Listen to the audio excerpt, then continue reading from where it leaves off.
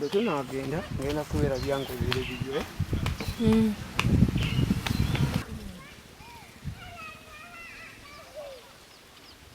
Assistant RDC reporting our deputy.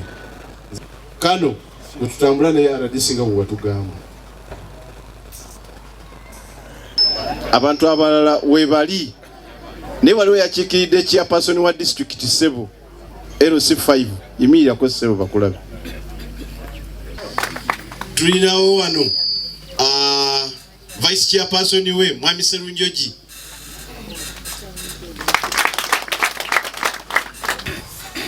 Nasu na Juliet chairperson women league Mukono district. Oyo tulinawo abakulembeze abalala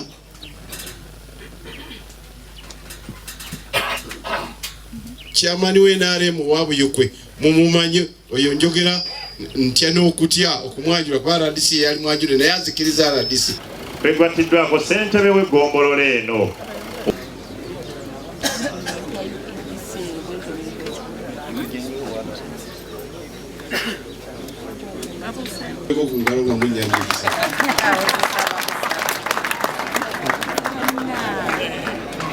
nga tuteekateeka ebiddako olukiiko lwentwali era bwe babayise batumya RDC abantu bano tubeetaaga weja matovu temukwata mu maaso we watuyise wano ogenda kulaba ekyokukola nedda bamutumye twetaaga kusinkana abantu abo lwakuba ekibadde kineraliikiriza engalo kakati ebyo nga biwedde temufaayo abakulembeze bamwe mwalonda batwalite chairman Central Division Alwa Janguwa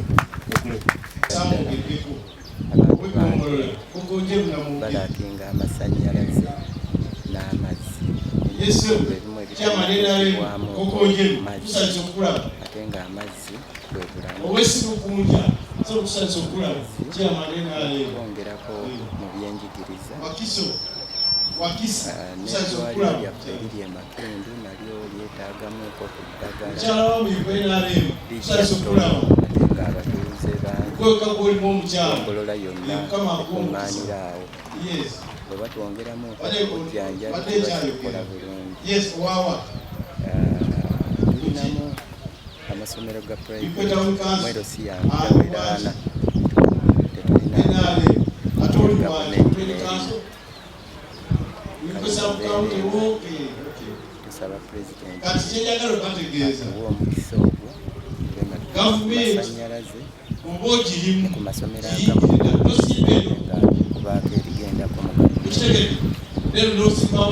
okwogera ku kigambo ky'amasomero nti Wakisi tetulina Seed Secondary School ate nga ebbanga eddene pulezidenti agenza asuubiza nti ate buli division oba buli sub county muteekwa okubeeramu Seed Secondary School. Netumanya ekizibu ba investors abakolera mu kitundu kyaffe abaana baffe bakolera mu mbeera mbi nnyo tebalina protective gear n'essente ze basasula ssente ntono nnyo era abaana bwe bafuna obuzibu ba labor officers tebayambye baana bano kimala side ebiseera ebisinga obungi babeera ku side y'aba investors so ekisigala nga ffe ng'abakulembeze tunyigirizibwa ennyo nga tetulina ngeri esobola kuyamba baana bano n'engaba ya PDM tenaba kutereera bulungi nti ffe tuli mu urban area kati division abantu bangi nnyo ne miliyoni 10 ziweebwa buli parish abantu batono nnyo abaganyuddwa mu programu eyo ate nga ffe population eri waggulu so kyetusaba nti omulundi guno pulezidenti yandibadde alowooza okulaba nti sente zeeyongerako zigende nga miliyoni nga 2 buli parish okulaba nti abantu baffe baganyulwamu oba sente zigabibwa okusinziira ku population y'abantu abali mu buli parish okusinziira ku data gye balina mu kitongole ekyabala abantu. Sebe byenjagadde okwogerako kukakkanako kw'emiwendo ng'egy'amafuta tumusuubira okukakkanako ku bintu ebikozesebwa ewaka kubanga ebiseera ebisinga abatuuze baffe bagamba baspendinga nnyo mu bintu ebikozesebwa ewaka, so bimusuubira ensonga ezo ezikwata ku muntu okwogera ku nsonga ezikwata ku muntu wa bulijjo nga tasoosowaza nnyo upstream wabula ng'ayogera nnyo ku bintu ebiri downstream. So tumulinze era naffe tubujjo tumuyaaya alina okuwaako ne bitumubuuza era ayanukule. naddala eno eyenajjembe wano mu centro kati eri mumabira wala n'abantu baffe bakalabuzibwa okukola ki okugendayo naye bwekoma wano okugombolola okuva ku chairman 3 chairman 2 LC 1 tusobola okwongera okukuuma ekitundu kyaffe obulungi.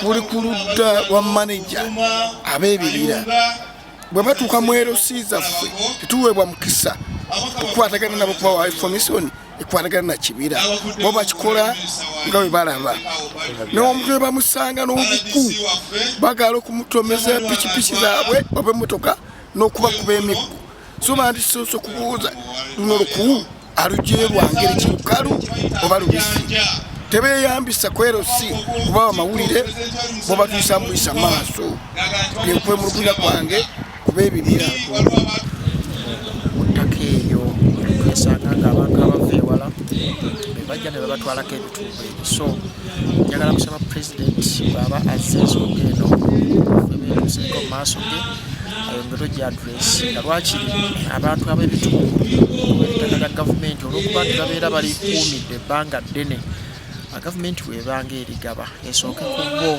oba omukisa kubanga babadde basaale oba babeera basaale okukuuma ettaka eryo gavumenti ensonga lwaki eba ebisanga nga weebiri nga tewali alitutte naye kiba kisoomooza nnyo gavumenti wegabira ettaka abantu abavudde ewala abantu ab'ebitundu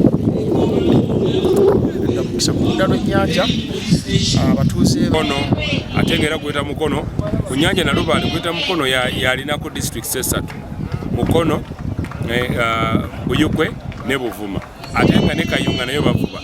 So ensonga y'ennyanja abantu abatulugunyizibwa olw'okubeera nti wanabera programu z'abavubi abantu abatwalibwako ebyabwe basunguwala kubeerala Kalangala era bonna atambula ennyanja Nalubaale okubeerala Kalangala Entebbe paka mu Mayuge MP abakomawo bali babiri actually omu nze yakomawo we NRM.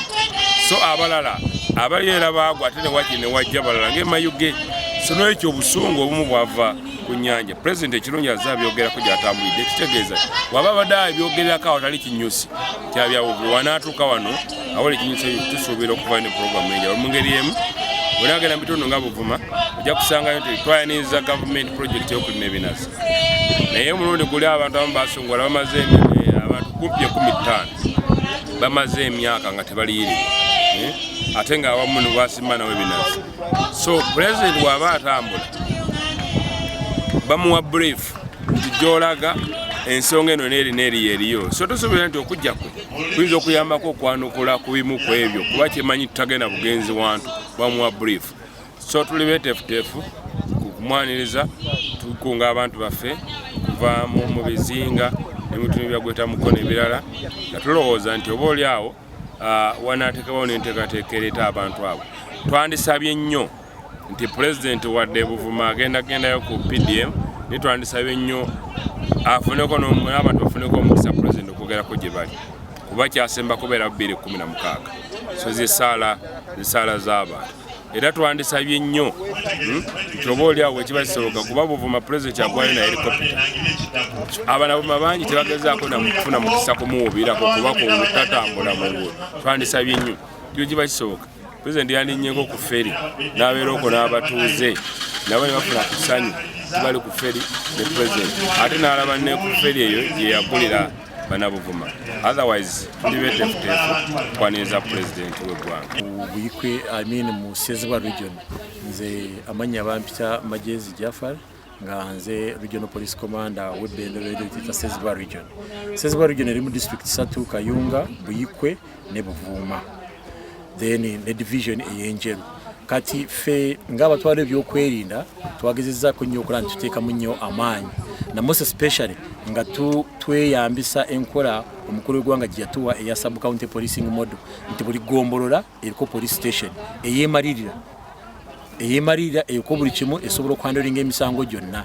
So kituyambye mu bintu bingi nnyo nti kituyamba mu ngeri y'okuba nti singa wabawo omuntu yeetaaga obuyambi most especially obwekiro ababbi banyingiridde okuyita mukama waffe IGP gye bataddewo ey'okuba nti buli gombolola erina okuba ne poliisi eyemalirira. So okwemalirira ntegeeza nti tekijja kuba kyetaagisa luli omuntu abadde abeera n'omusango n'ava ku poliisi eri mu kitundu kye n'agenda mpaka ku poliisi enene ey'oku district. So kati ekyo tekikyaliwo nti buli poliisi ey'okugombolola egenda kuba yeemalirira, ejja kuba eyina embwa singa baba bakubbye ekintu kyonna obanga olina ekintu ekyetaagisa embwa okujja ewunyirize ogenda ku poliisi eyo yennyini eri mu kitundu kyo, embwa ezo zigenda kubeerawo.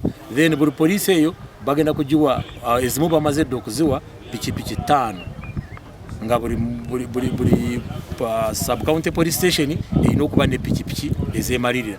Then waluma ezo zigenda okubeera n'emmotoka nga zo zijana kuba ne pikipiki ate nga baziwe ne pick-up patrol vehicles ziyambeko okulaba nti zirawuna ekyalo mu ngeri y'okukendeeza obumenyi bw'amateeka. So enkola eno y'omukulembeze w'eggwanga gye yateekayo ya sub county policing model is that omuntu wa bulijjo